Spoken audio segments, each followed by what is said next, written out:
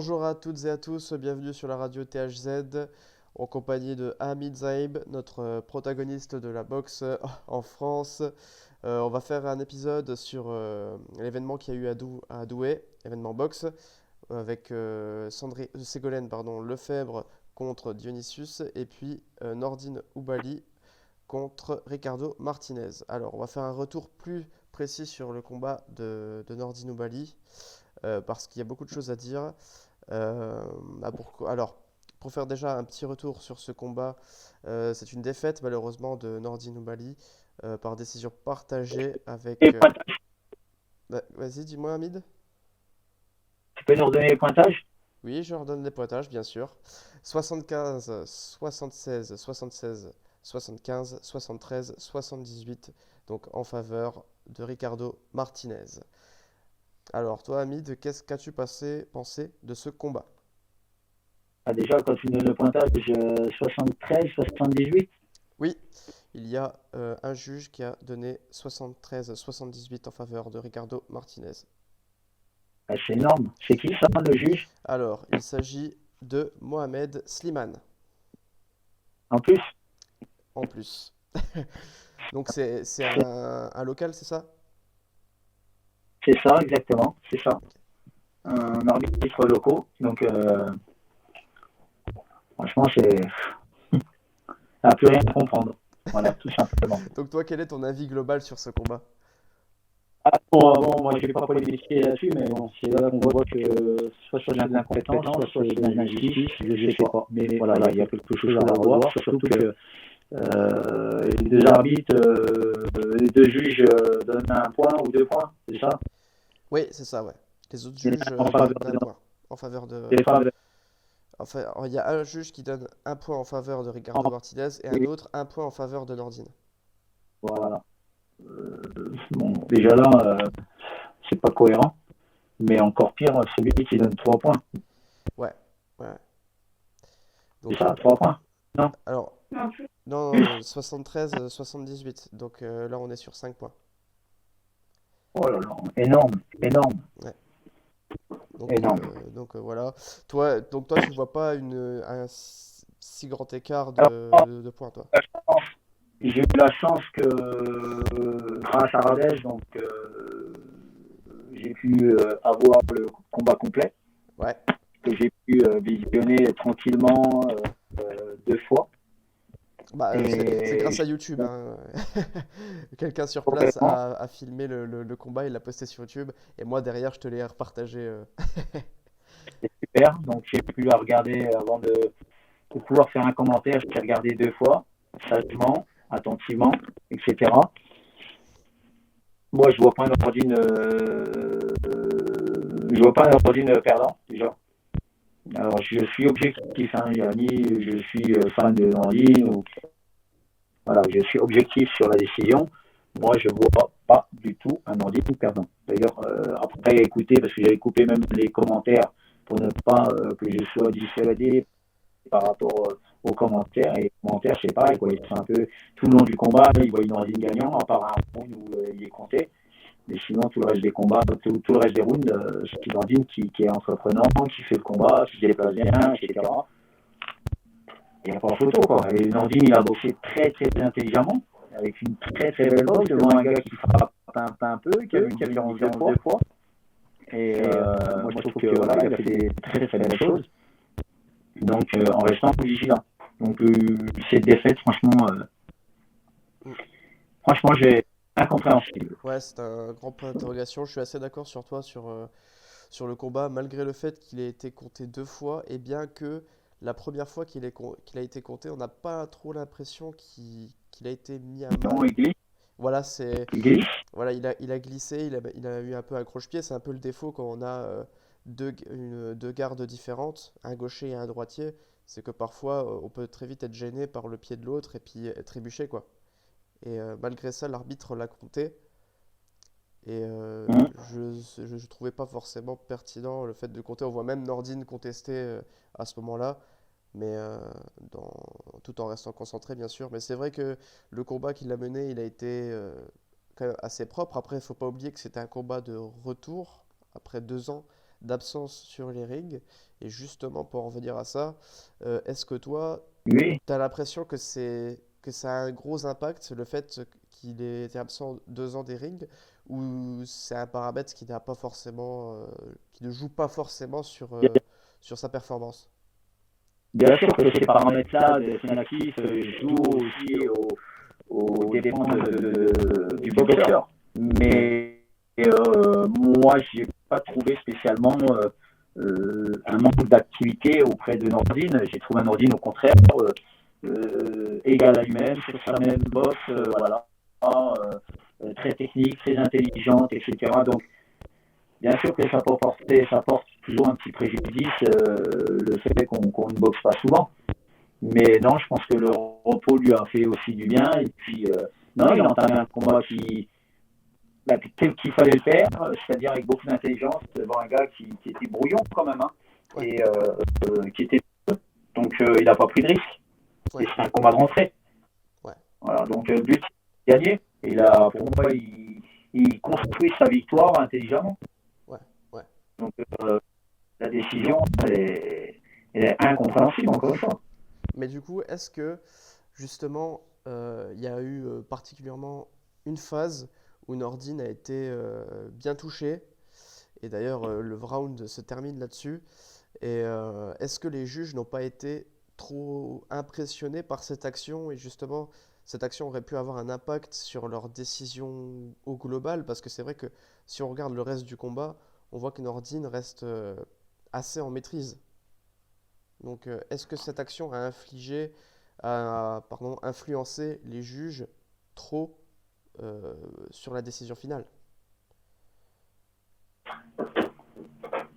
J'ai pas trop saisi la question. Alors, il y a eu une action où Nordine a été mis vraiment à mal, il a été compté très justement. Et est-ce que cette action-là n'a pas finalement influencé les juges sur toute la durée du combat? Parce que, comme on l'a dit depuis tout à l'heure, nous deux, personnellement, on voit pas Nordine perdre ce combat. Non, mais, non, mais, non, mais quand on est arbitre ou juge, voilà, certes, il a été compté, certes, les 10 salades pour moi qui étaient comptées, comptabilisées, vraiment comptées, mais derrière, non, ça ne fait pas, ça ne fait pas ça ne fait pas non plus le fait qu'on puisse lui donner 5 points de retard. Voilà, c'est pas possible. D'accord, Parce d'accord. que derrière, il reconstruit, il revient, il est lucide, il a voilà, il a tout pour gagner. Voilà, il reconstruit son combat et pour moi, il mène bien. Pour moi, il va sur cette victoire. Voilà. Donc on est d'accord, Il avait, on est bien sur une décision alors qui... on n'a pas vu un grand ajustement Nordine parce que il y avait pas de tranquille, bien sûr. Et après, c'est un combat de rentrée, il y a plein de paramètres qui faisaient que justement, voilà, il n'arrivait pas à jouer un enjeu, je ne vais pas dire de compétiteur, mais voilà, voilà, il fallait revenir sur une victoire, il l'a fait, pour moi il l'a fait, et il l'a bien fait, et sur un adversaire, comme je dis, très dangereux, mais qu'il a mené intelligemment en chef d'orchestre. Donc toi, pour toi, la décision est injustifiable et incompréhensible, c'est ça? Complètement, D'accord, bien d'accord. sûr.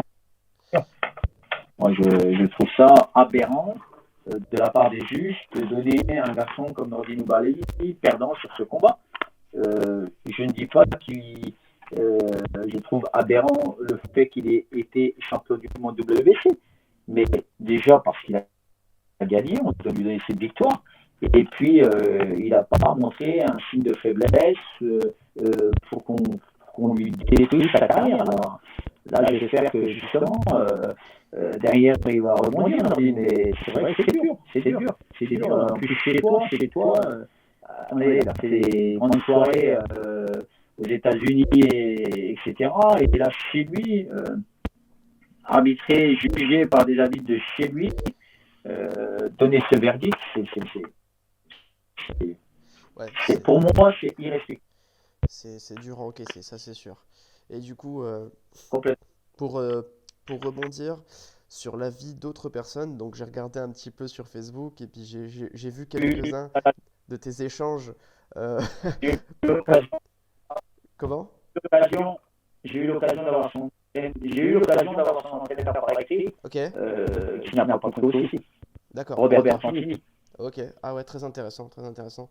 Et il a donné des... Il est dans l'incompréhension totale comme toi, ou alors il voit les choses un peu différemment?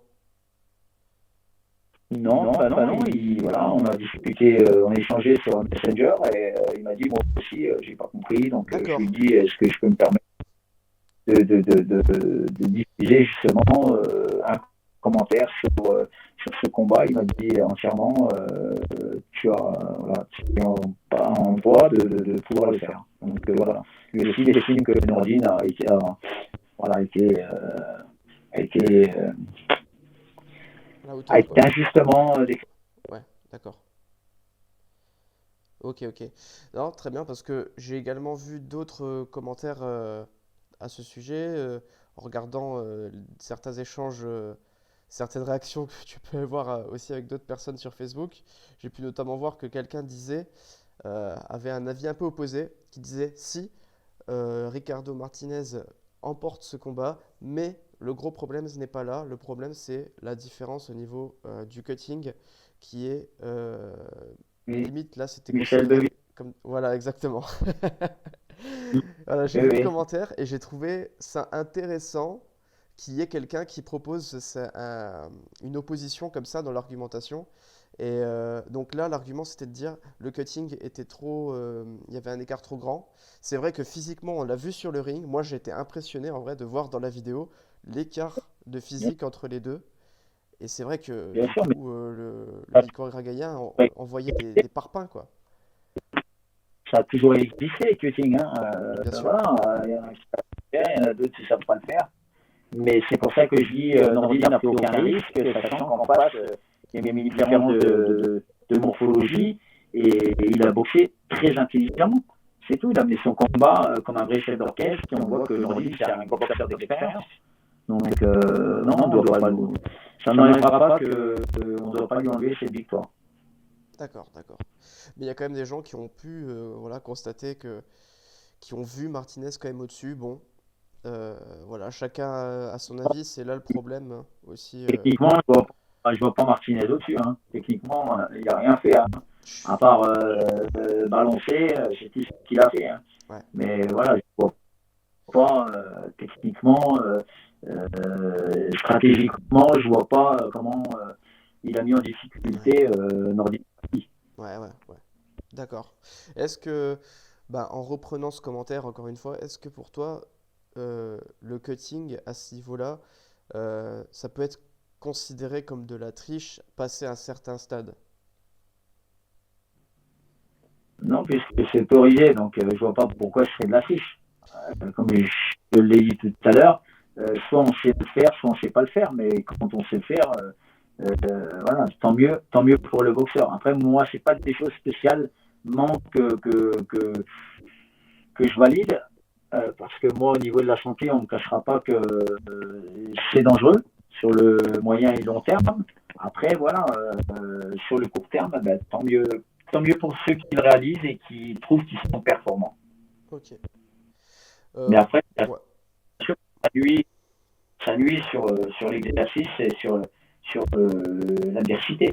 Bien sûr que quand on prend 10 kilos une soirée, que l'autre boxeur il prend 1 kilo, 1,5 kg ou 2 kilos aussi, bien sûr que voilà, c'est gênant pour le boxeur qui ne perçoit pas la même chose. hmm, ok, ok. Donc, pour rappel, le cutting, peut-être qu'il y a des gens qui sont pas familiarisés avec ce terme sur la chaîne. C'est le fait de. Alors là, on est dans un combat en poids coq. Donc, poids coq, ça doit être approximativement 53 kilos max, c'est ça? Ouais. Donc, le cutting, c'est un processus qui permet à un athlète de perdre du poids, énormément de poids, avant la pesée pour faire le poids. Et une fois que la pesée est validée, reprendre le poids, donc arriver sur le ring avec, je sais pas, dans un combat en poids coq, arriver à 60 kilos au lieu de 53 kilos, alors que la pesée a été Il y en faite. a, il y en a qui prennent 5, 6, 7, jusqu'à 8 kilos entre la veille, entre la pesée et le lendemain du combat. Voilà. Donc bien sûr que c'est énorme. Quand on arrive à prendre 10 kilos, c'est énorme, bien sûr. Ça crée un énorme Mais désavantage par rapport à un boxeur qui vient à son poids naturel. Donc dans le cadre-là, dans un combat en poids coq, 53 kilos, quoi.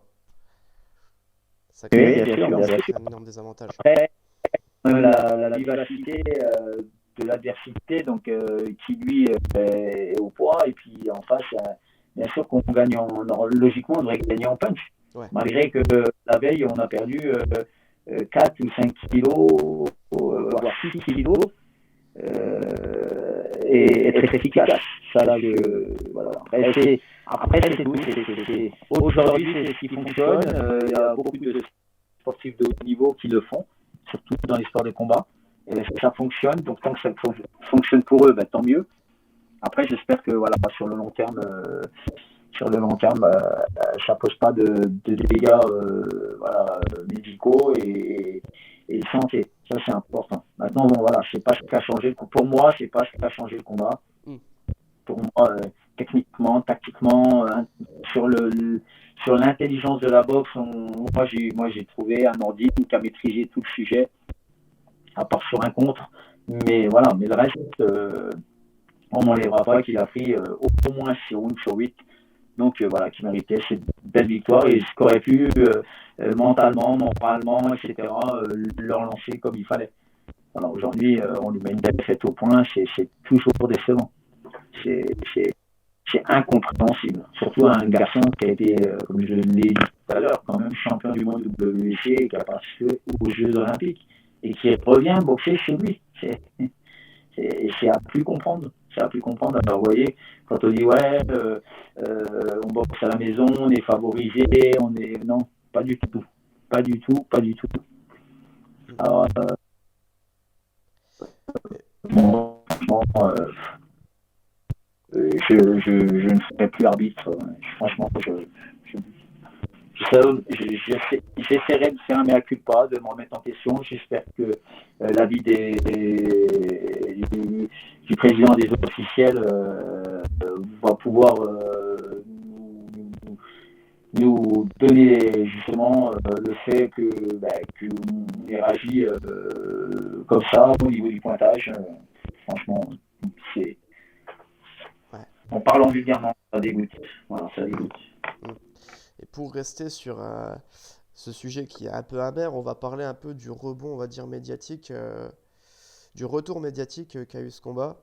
Donc c'était un événement où on a eu deux grands combattants français qui ont été sur scène, donc Ségolène Lefebvre et Nordine Oubaly.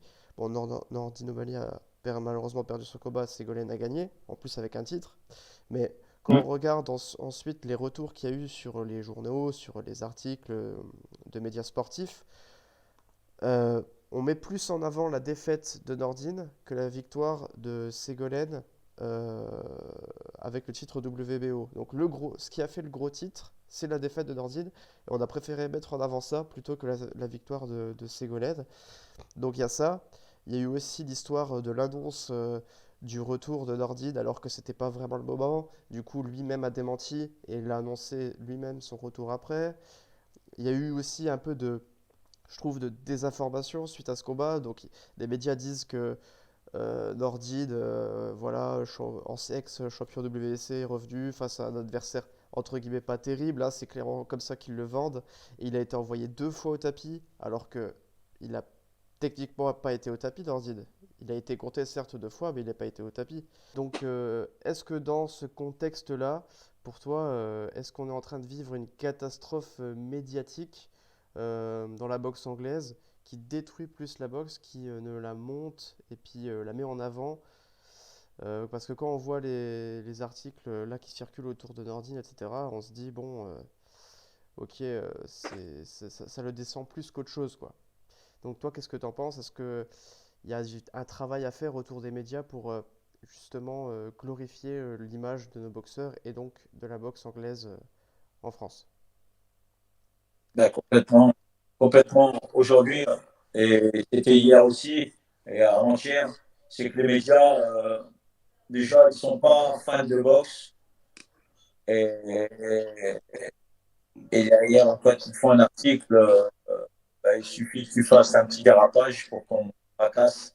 Alors que le boxeur, il a besoin de soutien. Il a besoin qu'on le soutienne, qu'on le médiatise positivement. Et c'est tout le contraire, quoi. Je veux dire, voilà, eux, c'est clasher, clasher, clasher. C'est pas ce qu'on attend de la boxe. C'est pas ce que le boxeur il attend des médias. Les médias, le boxeur il attend justement qu'on le valorise, qu'on le soutienne, qu'on puisse le médiatiser, mais positivement, pas négativement. Exactement. Bon, dommage qu'on n'aura pas plus parlé justement dans ces médias de la victoire de Ségolène. Et ben justement ici, on va en prendre un moment pour la féliciter. Bravo à Ségolène pour sa victoire et pour avoir récupéré sa ceinture WBO. Super coq. Et voilà, tout plein de bonheur et plein de bonnes réussites pour la suite. Voilà une boxeuse Comme elle le dit, française. Ouais. comme elle le dit souvent, Ségolène, c'est que c'est vrai qu'elle n'aime pas se mettre en avant, alors que c'est une très très belle boxeuse Ouais. qui a des grandes grandes qualités, qui travaille énormément. Et c'est vrai qu'elle n'est pas mise en avant. Elle n'aime pas se mettre, voilà, elle n'aime pas le bling bling. Mais malheureusement, c'est vrai que parfois il en faudrait. D'ailleurs, j'ai écouté sur une émission qu'elle a faite, qu'elle disait que son accent, il dérangeait un peu. Ouais, Moi, il ne me dérange pas du tout. je l'ai Donc, écouté aussi, ouais. voilà. Voilà, exactement. Donc, Ségolène, je tenais à tirer un grand, grand coup de chapeau. Mais je tiens à tirer un grand, grand coup de chapeau aussi à tout ton staff, Robert Contini, qui fait un gros, gros travail du côté de Douai, qui vous permet de boxer très, très souvent. Et sachant que ce que ça coûte, un championnat du monde WBO ou WBA ou WBC Silver, c'est beaucoup de temps, beaucoup d'argent. Euh, c'est franchement un grand coup de chapeau à vous tous. Et puis, votre sérieux au club, sur du long terme, c'est vrai que c'est un club très professionnel. Voilà, donc plein de bonheur pour la suite. Et donc voilà pour cet épisode. On a fait le tour un peu du sujet. Euh, on a eu aussi, bon rapidement, on a eu aussi Estelle Mosley qui a fait son retour ce week-end avec un match nul contre la Mexicaine Magali Rodriguez. Ce week-end, on aura le retour de Canelo Alvarez contre John Ryder. Donc Mmh. combat disponible sur deux zones, euh, en direct sur T'en deux oublies zones. un? Comment? T'en oublies un? T'en oublies un? J'en oublie un. Vas-y, dis-moi. Oui, Jordi Vess, championnat d'Europe. Ah oui, bah vas-y, tu peux nous en parler. Bah, justement, Jordi Vess, match nul là, pour son championnat d'Europe chez Pierre Laval. Il est difficile de mettre des matchs nuls sur des titres, surtout quand il est vacant. Je pense que Jordi aurait dû être favorisé sur une victoire au point, puisque voilà, pour moi, il méritait la victoire. D'accord, ok. Bah, en tout cas, merci pour cette information. Merci de le rappeler. Et donc voilà, pour cet épisode, on se retrouvera bientôt pour un nouvel épisode de la... Alors nous, Vas-y, dis-moi. nous n'oublions pas le vendredi 12 mai, hein, J'allais y ce venir. soirée avec le retour de Jules finalement après sa défaite devant Bernil, qui sera opposé à la challenger officielle du championnat d'Europe des poids mouches, Rami Naert, la Belge. Et puis on aura Jordan Tomazoni, qui commence à poser ses pieds sur la terre ardelaise, puisque c'est la troisième fois qu'il fait chez nous. Il sera opposé à Abdalajili Miguel, dont en moins de 3 minutes. Voilà, exactement. Donc, si vous voulez être présent le 12 mai à Charleville-Mézières, salle Bayard, le lien de la billetterie est disponible en description. N'hésitez pas à vous inscrire. C'est un événement qui est aussi, dont les bénéfices seront reversés aux blessés de l'armée française, parce on l'organise en collaboration avec le 3e régiment du génie de Charleville-Mézières. Donc c'est un gala qui est quelque part aussi un peu caritatif pour l'opération avec nos blessés de guerre.